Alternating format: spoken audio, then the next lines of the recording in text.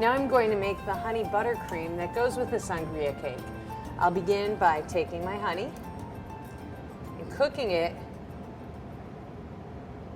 with a small quantity of sugar and some lime juice to match the lime curd.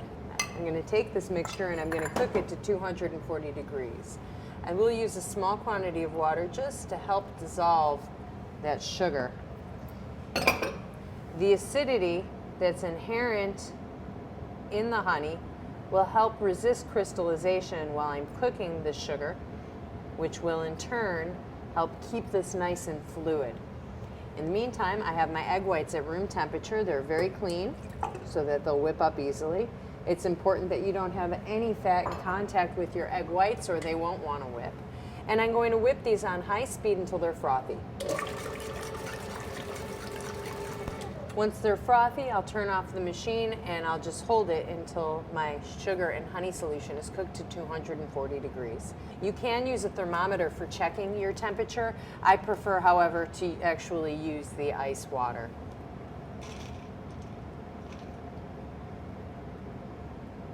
So when it is truly a soft ball,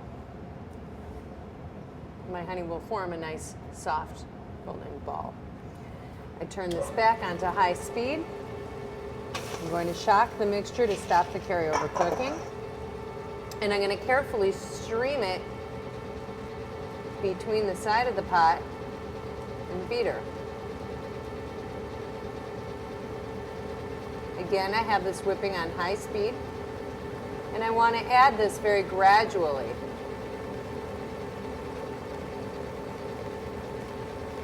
I'll permit my meringue to whip until it's room temperature, at which point I'll start mounting in my butter. My meringue's at room temperature, so now I can start adding my butter in pieces.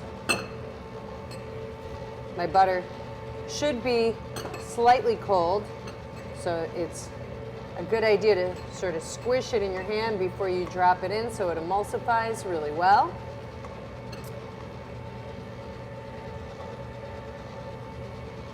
And I may not actually need all the butter that the formula calls for. It depends on the water content of the butter that I'm using. I want to look for it to begin to emulsify. So it will change in texture. It'll start to take on sort of a grainy quality. That's a pretty good indication to me that it's about to come together in a more billowy, uniform state. Turn it to medium speed just to help everything distribute a little bit better. And you can see how it just thickened up very nicely. It's a really nice, creamy, billowy, thick, well emulsified mixture.